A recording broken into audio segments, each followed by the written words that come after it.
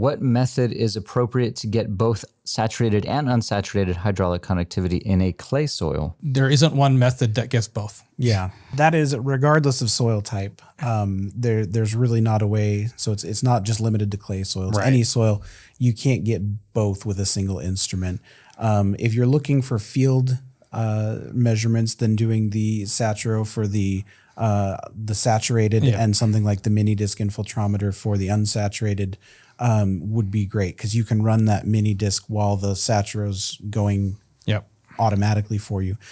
For things like laboratory instruments, the KSAT is fantastic for doing saturated hydraulic conductivity, and then running it on the HYPROP, you'll get not only your soil moisture release curve, but also unsaturated hydraulic conductivity. Yep.